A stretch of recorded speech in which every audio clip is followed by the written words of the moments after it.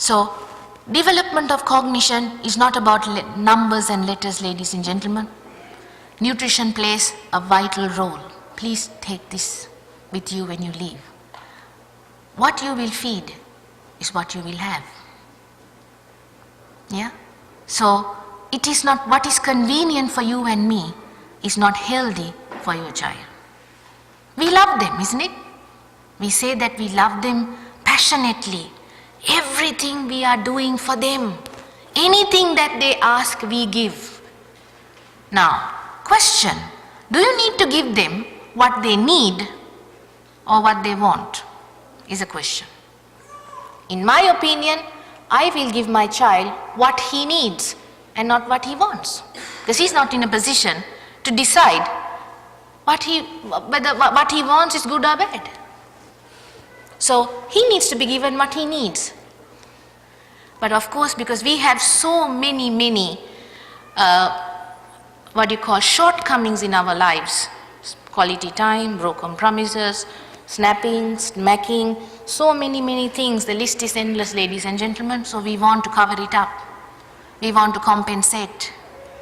So what do? We will always give what they want and not what they need. And that's not helpful to the values that you're adding to your life of your child. Because he or she is going to have an opinion that you and I need to give anything and everything that they ask for, whether it is suitable or not. The moment we say no, they are going to throw a tantrum.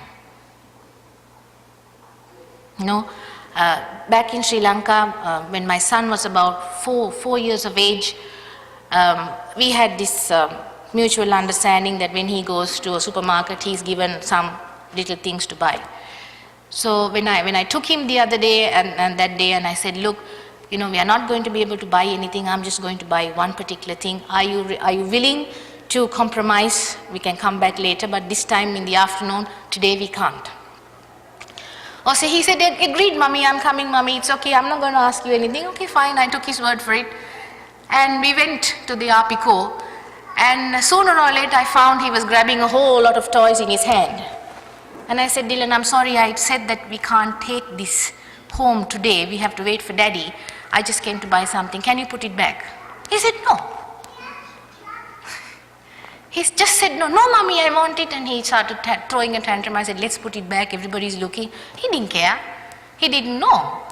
At that minute I thought, okay, today is the day he's going to learn the lesson of his life.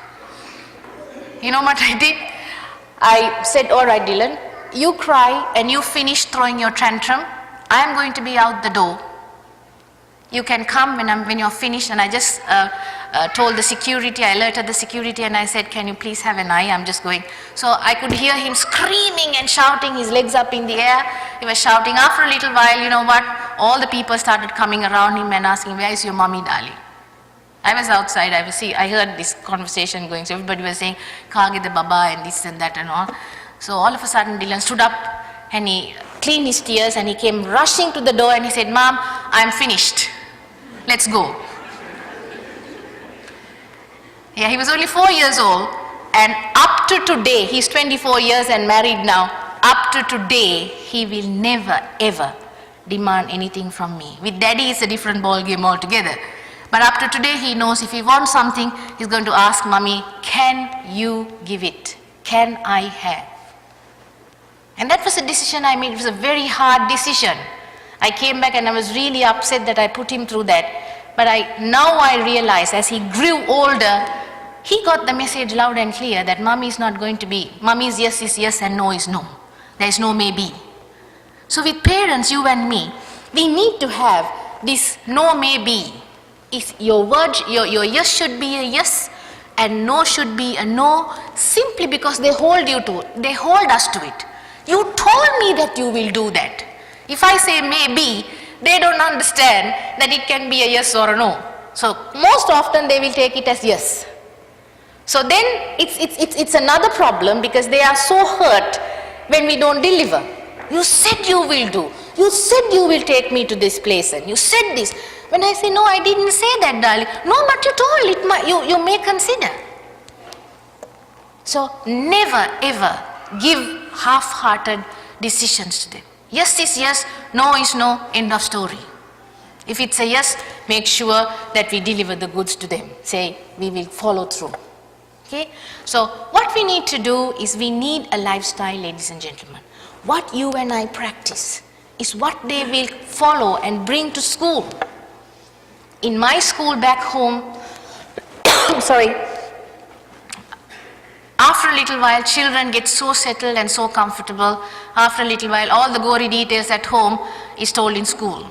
Today my mummy got angry with daddy, so mummy didn't go to work and daddy left her and went. So all the stories are in school. Yeah, because they have freedom of speech in the school, so we listen and we kind of find out what happened and so on and so forth. But ideally, it's very important for us to be sensitive to their needs. Be sensitive to the food that you're giving them to eat as well, because that plays a huge, huge role in the development of intelligence. Yeah, sweets, high-cal diets and stuff like that, it should be a reward, not a regular diet plan. Yeah, they need to be introduced to leafy vegetables, they need to be introduced to fruits. Some parents tell us, oh, they don't eat. We have the same problem back in primary. I said, well, don't worry about whether they eat or not, you just send it, we'll feed it. And we don't have problems now. We've sorted it out back, I had to speak to a couple of parents who actually didn't want to send the meal plan. I said, no, you have to, simply because your child is going to be feeling bad because everybody is bringing the same meal plan, and that has been absolutely great. Children are eating vegetables. They have never eaten vegetables before. Yeah, so a healthy nutrition plan helps your child's cognition to escalate more than a 60%. Their concentration levels are good simply because there is no caffeine. Yeah, because their concentration level is highly affected when you have sent flavored milk, sugary biscuits, cake, sponge cake, chocolate bars, date bars, you name it, you have it here, Children can't concentrate. And it's detrimental. Long run, they will suffer. And what we need to do is to teach them how to eat healthy food. Yeah, but unfortunately, lots of parents find it very difficult to do that because they find it, some of them say they can't cook. I don't know whether there are any ladies who can't cook here. But in Sri Lanka, oh, I have never cooked. Now that's the trend in Sri Lanka. We are in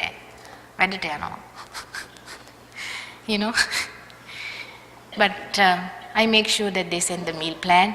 But if they don't send the meal plan to my school, I have cooked food. I have cooked the same meal plan. I have made the same meal plan in school, and children are given that meal plan and parents are charged. Yeah. So they make sure that the meal plan is here because if you don't, since there's I don't have a problem giving it to them for free. But parents need to be trained to do things for their children. If they love them, they will do it. Yeah. So you want concentration, you want them to really work hard, okay, you need to be friends. You got to develop this bond with the child. Be cool, ladies. Don't take motherhood so seriously. Don't be so serious. Be happy, dance, roll on the ground, have fun with your kids. It's not about putting things away and disciplining them and, fathers always tell us, I have such a lot of complaints. When I come back home, I really want to go out the door.